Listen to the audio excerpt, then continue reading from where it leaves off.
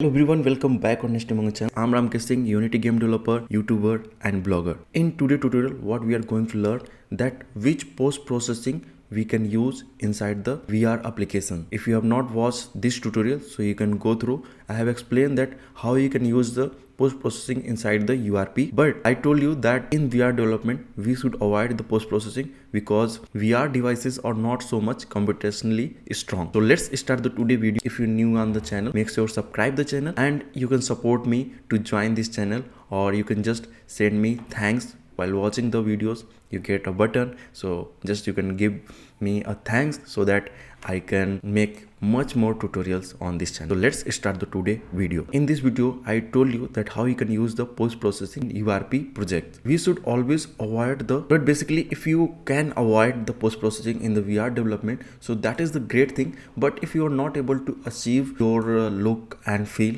so at that time you can use the post-processing, but we have to be careful that I am going to share you few list that you can exclude. So this is the exclude effect, means that is in the red.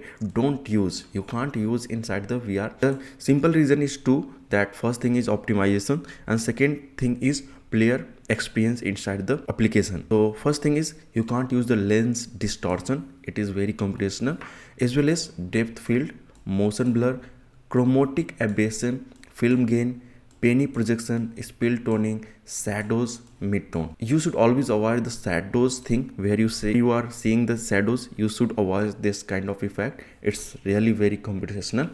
So these are the effect in the URP you do not use in your post-processing if you are making any application for the VR. Okay, but here is the good news. You can use some effect. What are the some effect? I'm going to tell you that you can use some effect, but how? Some effect you can use directly and some effect you have to use indirectly. So I'm going to explain you that how you can use. So don't worry about it. There's a few things like color correction, white balance, lift gamma gain, channel mixer, color, lookup. So you have to use this thing indirectly. How you can use indirectly, I will explain in the Unity, but I want to mention here few things that you should use color correction, white balance, or lift gamma gain. Not all the things at a one time. You can use one or two things at a one time. So we have to play this on the skybox. So first we have to just change the value. Means let's suppose you are changing with the color correction. So you change the value in the color correction and then that thing you trying to change on the skybox. I will explain that how you can do two. And here is the ambient occlusion.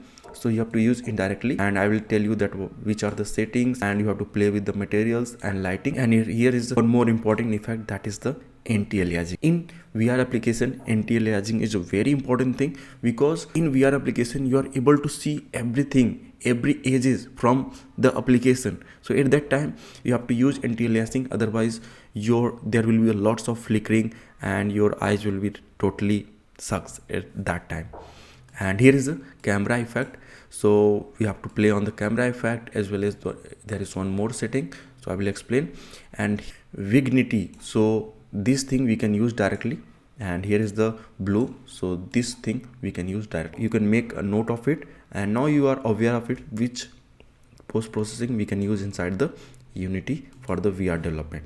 Okay, and here is the Unity. So this global volume, if you don't know how we can perform the URP post-processing, you can watch my last video from channel. I'm going to remind you that if you want to use post-processing, so you have to go on the volume, global volume.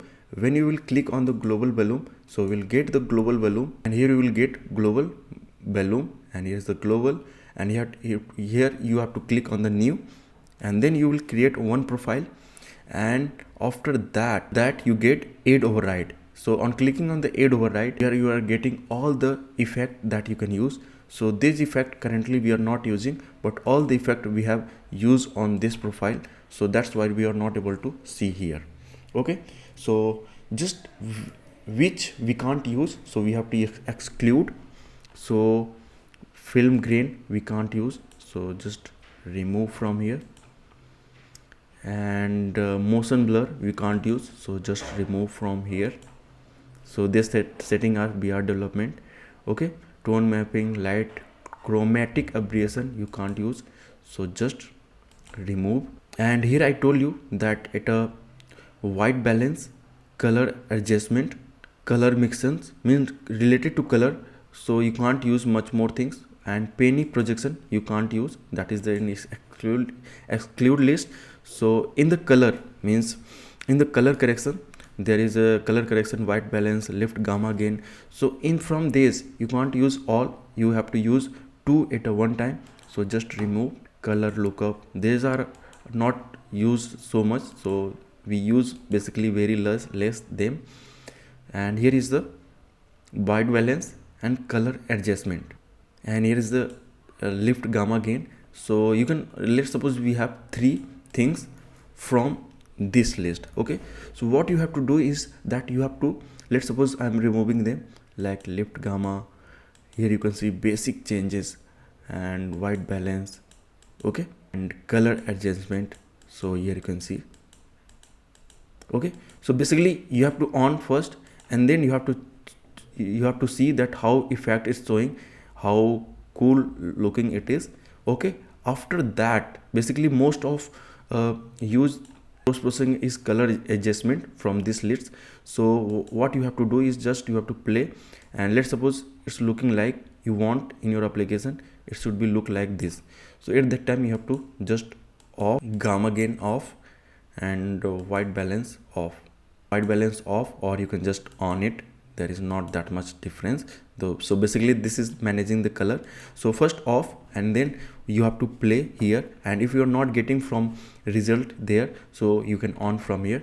So first you have to go in window, rendering, lighting, and here is the environment. So in environment there is environment lighting and real-time shadows color, ambient color. So what you have to do is that you have to play here. So let's suppose I was getting bluish effect, so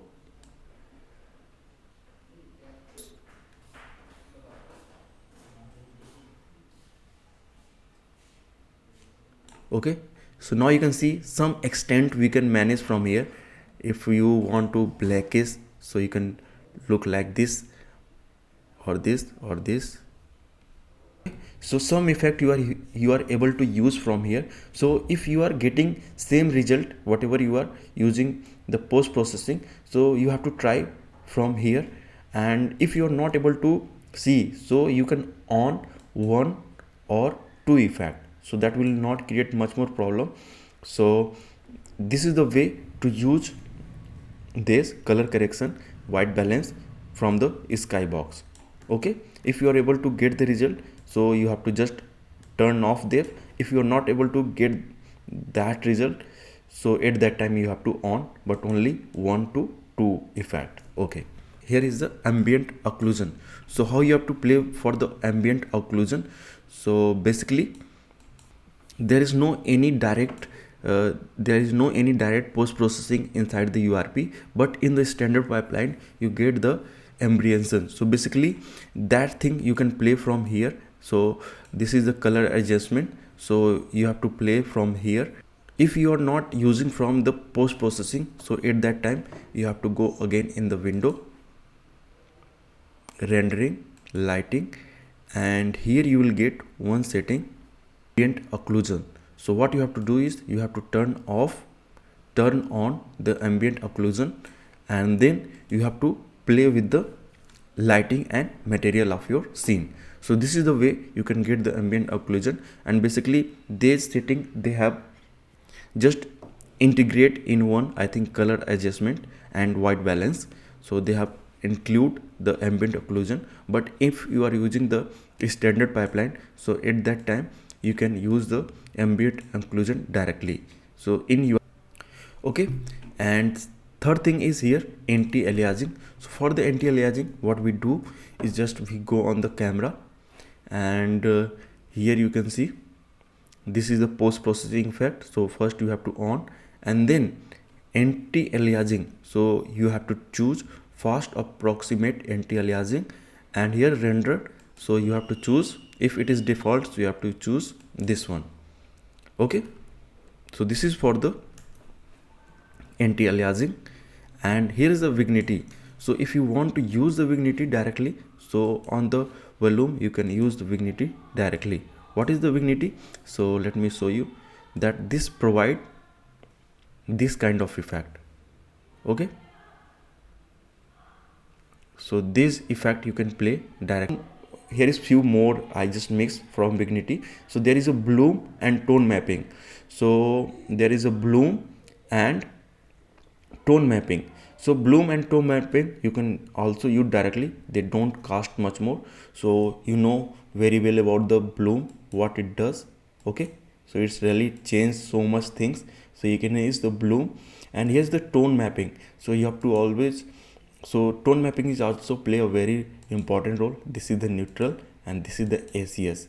So I love the tone mapping, so you can also use the tone mapping. Hope you enjoy the tutorial, and thanks for watching, and please support the channel so that I can make much more tutorials. So just hit the like button and drop a comment, and just join the community or just give me a thanks so that I can run this channel good way. So thanks for watching. Have a good day. See you in next video.